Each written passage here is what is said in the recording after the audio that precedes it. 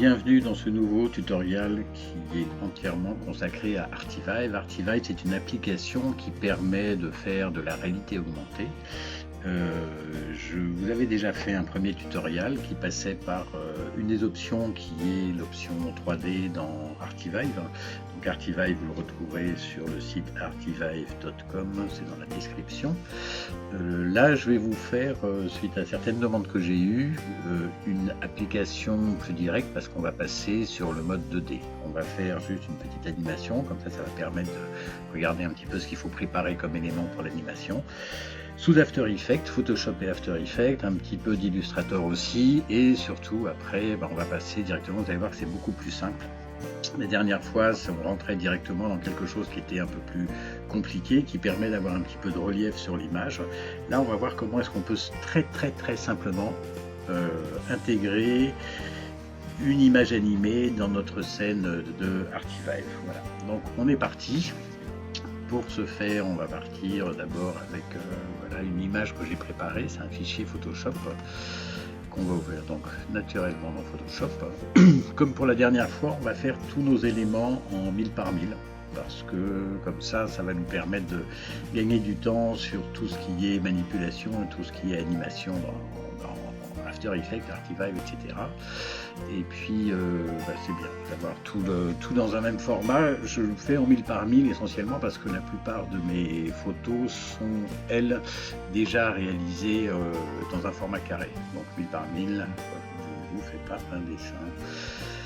Alors, oulala, il y a beaucoup de calques, donc je vais commencer par faire un petit peu de tri là-dedans. On va se faire un petit dossier qu'on va appeler Junk, parce que je garde toujours la plupart de mes éléments en fait. Comme là je reprends un petit peu en cours ce projet, eh bien on va mettre tous ces éléments dans Junk pour y voir un petit peu plus clair. Comme ça je vais pouvoir bien vous montrer ce que j'utilise et ce que je n'utilise pas. Qu'est-ce que j'ai maintenant à l'intérieur de mon image? Ah oui, première chose déjà, comme je vous l'avais dit, on va passer en 1000 par 1000. Donc, image size, on va se mettre en pixels, 5007 c'est très gros. Pour ceux qui n'avaient pas suivi le précédent tutoriel en français, je vais peut-être un petit peu me répéter, mais bon, c'est des choses qui sont toujours bonnes à dire. 1000 par 1000, ça fait que c'est un fichier qui n'est pas très gros. Il faut voir que ce fichier, on va le lire au travers de l'application Artivive, c'est-à-dire sur un téléphone mobile, sur Android ou sur iOS. Donc ça sert à rien qu'il soit vraiment immense.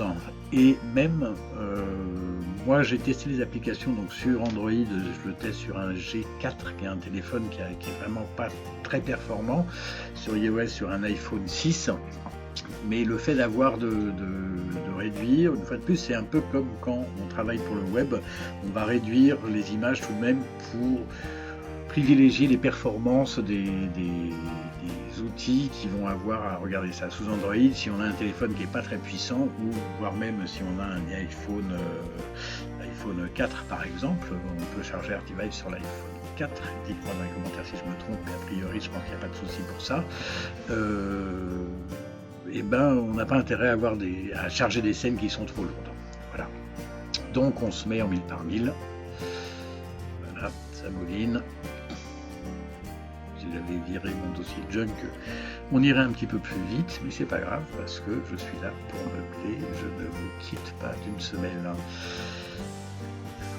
Voilà, c'est presque fait. On est passé en 1000 par 1000. On va rezoomer un petit peu à l'intérieur pour voir ce qu'on fait.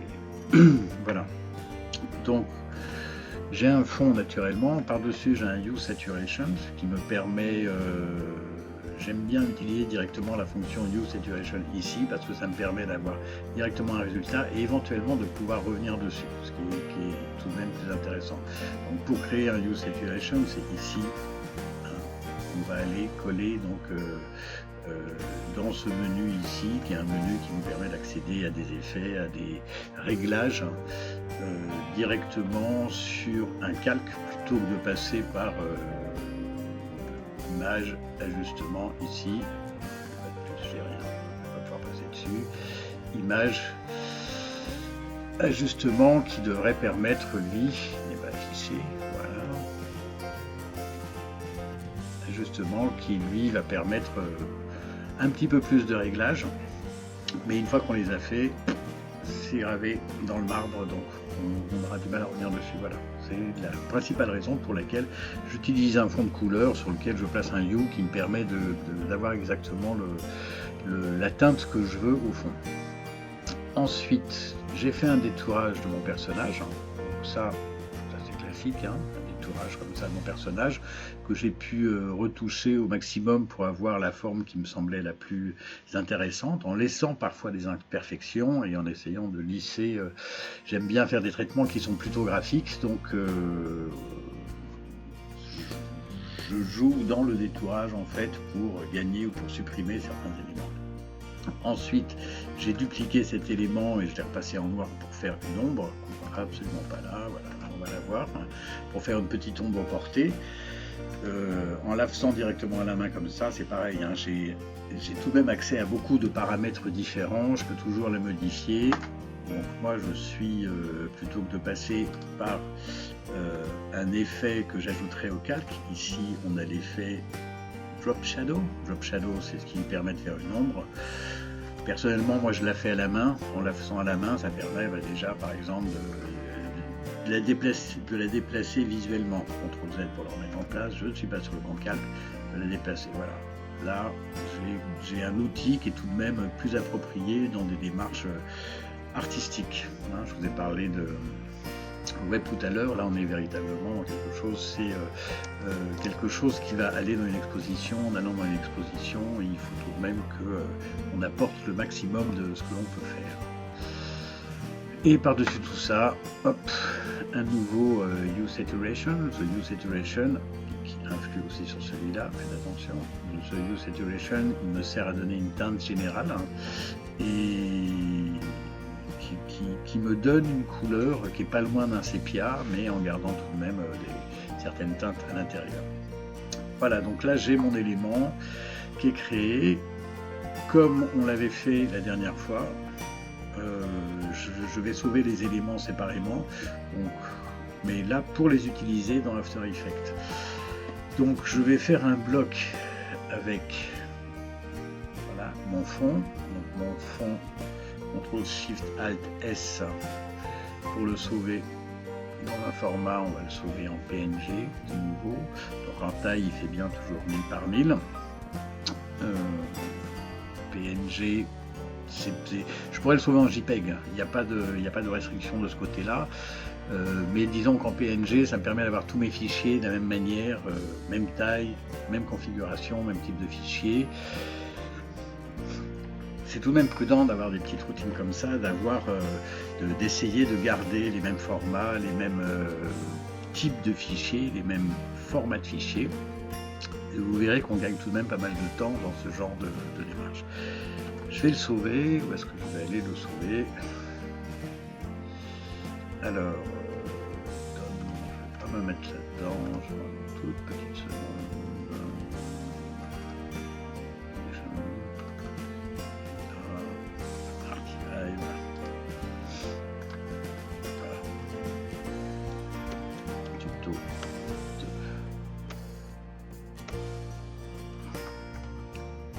Donc lui je vais l'appeler fond.png. Voilà, ça c'est fait. Je supprime mon fond. Après je vais faire mon shadow. Alors je vais peut-être le mettre un petit poil plus fort parce que de toute façon on va être sur After Effects. On va pouvoir bon, ça n'a jamais besoin d'avoir cette valeur là.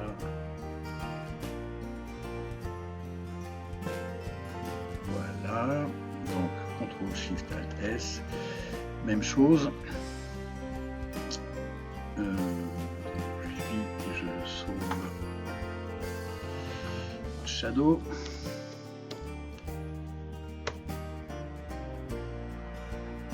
Voilà, et enfin mon image sans Shadow, CTRL SHIFT ALT S. Je L cette image, je vais la sauver en perso.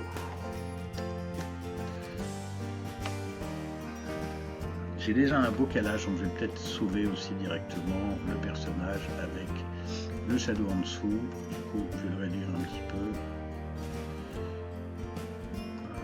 pense que ça va être assez. Oh, c'est beaucoup trop. Je vais réduire encore un petit peu.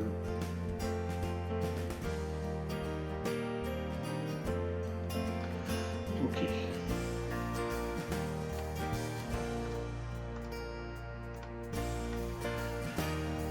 On suit Alt S. Et celui-là, je vais le sauver en perso et shadow.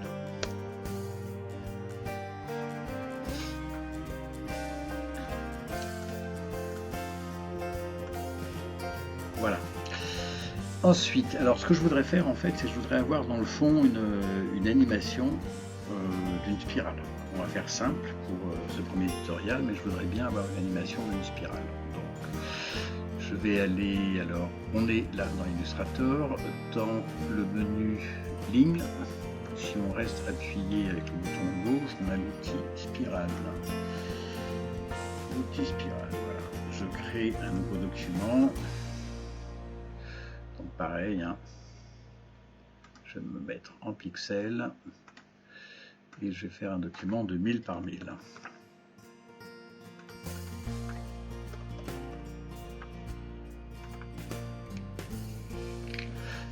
Là on est en vectoriel, donc il n'y a pas vraiment d'intérêt à le faire d'une manière ou d'une autre.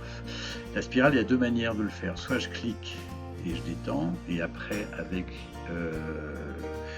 la fonction CTRL plus SHIFT, ça me permet de le resserrer, agrandir, CTRL flèche haute, pardon, c'est CTRL plus flèche haute, pas SHIFT, qui me permet d'avoir la spirale que je veux. Bon, là je trouve ça pas mal, il y a une belle progression. Je vais le réagrandir pour qu'on sorte un petit peu du document. Voilà. Voilà, donc là je vais tout de même graisser un petit peu, donc je prends stroke, les lignes, pour augmenter un petit peu, avoir quelque chose un petit peu plus présent. Et voilà, et contrairement à ce que je vous ai dit, je sors une image, comme je veux que la spirale sorte à l'extérieur, je vais la faire de plus de 1000 pixels tout de même.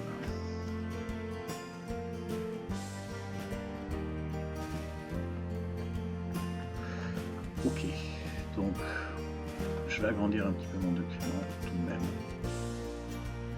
C'est pas un élément qui va me servir dans mon Archilive, c'est vraiment un petit élément. Voilà. En faisant ça, notez que c'est une spirale, donc mon centre ne sera pas au centre de toute façon.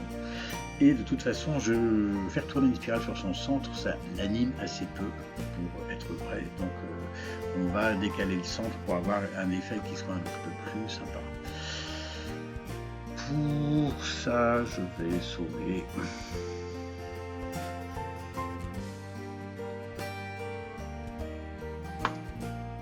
Pour le web, donc toujours en PNG 24. Donc là, il fait 1300 par 1400, mais ça va m'aller très bien, il me semble. Tous mes paramètres sont bons, j'ai de la transparence, allez, on peut sauver.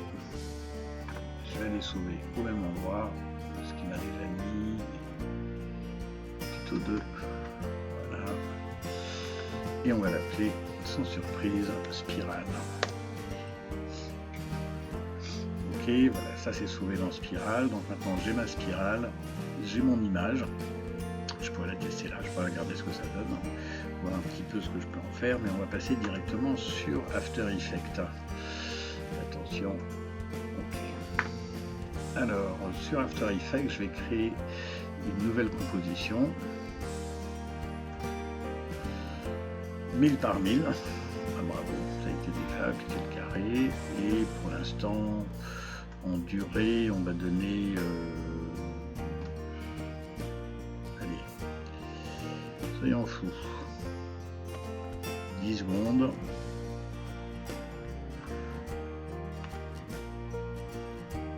Voilà, là j'ai ma composition qui fera 10 secondes à l'intérieur de ça.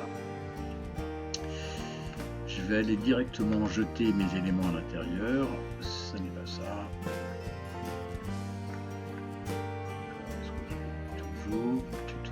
je reviens.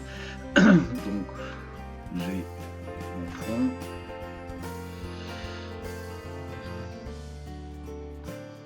Ok. Et je vais tout mettre d'un seul coup, comme ça je suis sûr d'avoir les éléments dont j'ai besoin. Comme ils sont bien nommés en plus, bah, c'est assez pratique parce que directement, même sans pouvoir les voir, je sais lequel je vais manipuler. Première chose, naturellement, je vais mettre mon fond. Voilà, donc là j'ai mon fond. Ensuite, bah, je vais mettre le perso et shadow directement. Il n'y a pas de raison. Voilà, je le place dessus. Donc là j'ai ma première et je vais venir ajouter par-dessus ma spirale. Voilà, ma spirale, je casse tout naturellement derrière le personnage. On va dézoomer un petit peu. Et dans la spirale, je vais juste faire une petite animation. Donc dans spirale, transformer ici, rotation naturellement. Alors point d'ancrage, mon point d'ancrage se situe au milieu, donc on va le garder pour l'instant là, on va voir ce que ça donne. Et la rotation, donc je mets un premier point ici qui est ma rotation de départ. Je vais au bout de mes 10 secondes et je vais faire ma rotation. Alors, je vais la faire plutôt par ici.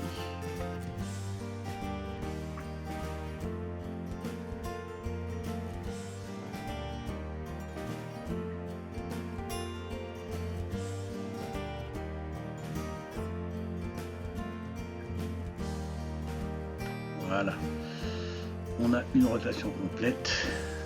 Normalement, il a dû créer un autre point, barre d'espace pour tester.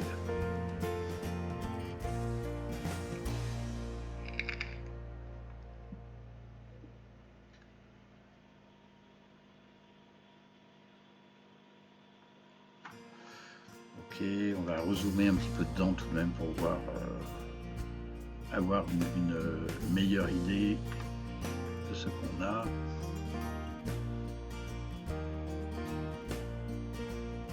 Ok, l'idée n'étant pas de faire tout un tuto sur l'animation, hein, c'est comme ça on va le voir un petit peu.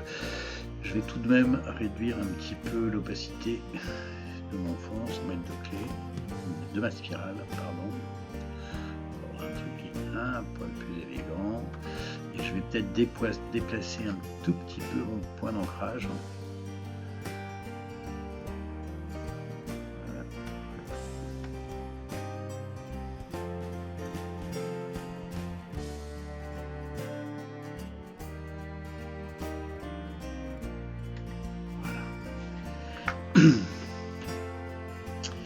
Là, ça risque d'être un petit peu plus intéressant. Et on va faire un dernier petit test rapide.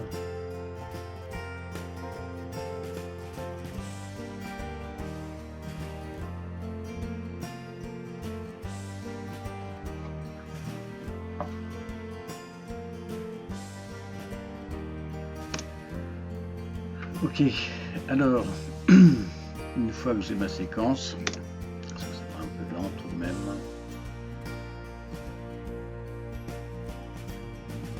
non c'est bien, c'est pas mal, c'est pas mal.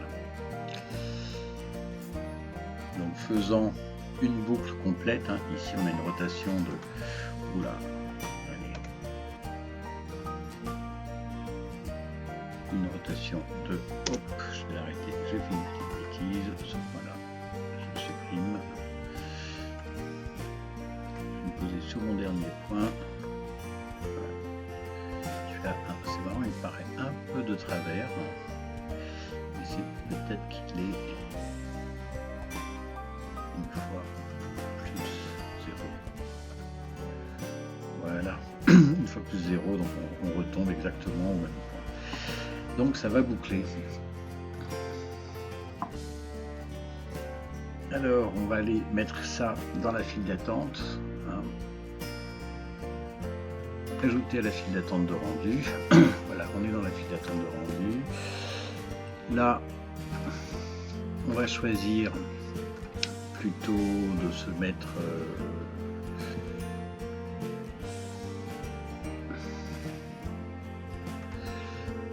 on va se mettre en QuickTime H264 qualité, on va garder tout le même qualité.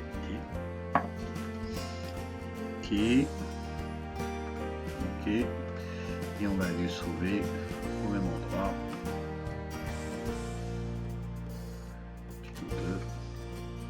Position 1, point move. Enregistré. Rendu. Donc là, ça va tout de même assez vite.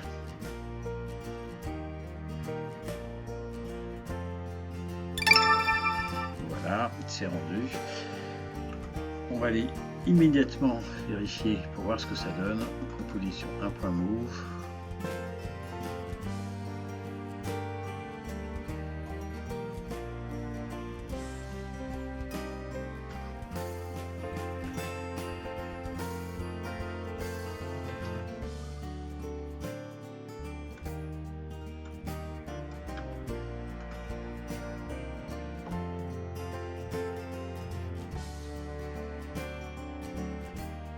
Voilà, on a notre petite séquence animée.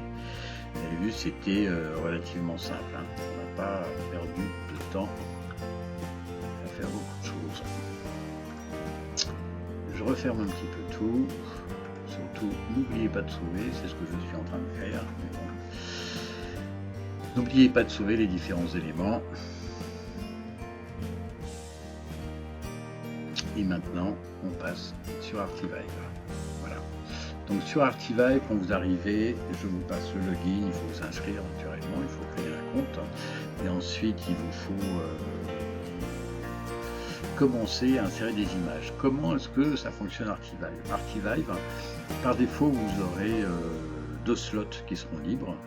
Un slot, ici, c'est Artworks. Ça correspond au nombre d'images qu'on peut créer sur Artivive. Donc j'en ai déjà 7, 1, 2, 3, 4, 5, 6, 7 sur 21. Donc on va créer un nouveau dossier, on va l'appeler Sophie 2. Si vous voulez savoir pourquoi, il faut regarder l'autre tutoriel. Donc on va rajouter un artwork qui s'appelle Sophie 2. Et là, contrairement à l'autre, la dernière fois on avait utilisé 3D Pro, on va utiliser le basique. On va directement rester dans le basique. Alors, drop image here. Nous avons oublié de sauver une image. J'ai oublié de sauver une image. Voilà.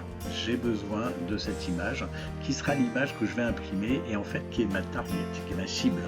Donc je vais de ce pas la sauver.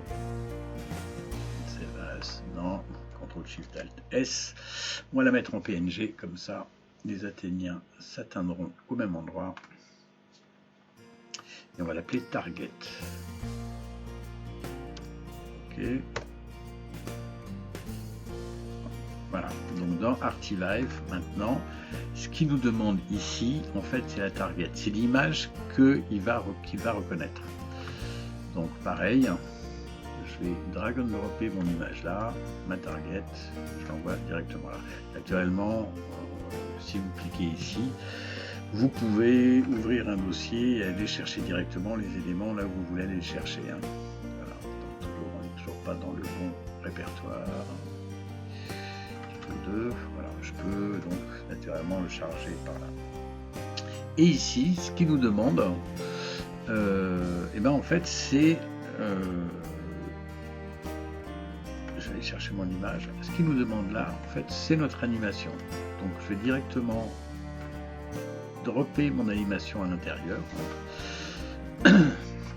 Cette vidéo n'est pas transparente, c'est-à-dire que j'aurais pu envoyer une vidéo avec de la transparence.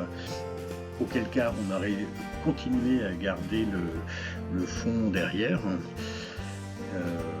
Et puis voilà, donc j'ajoute ça. Voilà, immédiatement après, mon image est directement prête. Donc là, on a cette image qu'on a appelée Sophie 2. Je peux cliquer pour avoir un espèce de petit preview. Le preview, en fait, c'est le preview de ce que l'on aura quand on va shooter, targeter en fait l'image pendant l'exposition avec l'application Artivive que vous aurez sur votre téléphone mobile ou que vos invités auront plus exactement sur leur téléphone mobile. J'espère que ça vous a plu. Donc vous voyez, ça c'était vraiment la version beaucoup plus simple. N'hésitez pas à me donner des remarques ou à me poser des questions dans vos commentaires et je ne manquerai pas d'y répondre. Je ferai bientôt probablement d'autres tutoriaux sur Artivive. Ça dépendra aussi de vos demandes. Donc là, c'était le mode le plus simple, vous voyez, c'est on crée juste le projet, on l'ajoute et après on a une image cible et une image vidéo, il n'y a rien de plus simple. Le seul truc, en gros, que je vous ai donné là-dedans, c'était essayer d'avoir tous vos fichiers à la même taille quand vous créez vos animations. C'est un gain de temps important d'avoir toutes ces choses-là qui fonctionnent de la même manière et qui sont toutes cohérentes les unes par rapport aux autres. Allez, arrête-toi de tourner, je vous remercie et je vous retrouve bientôt pour un nouveau tutoriel. Merci d'avoir regardé jusqu'au bout.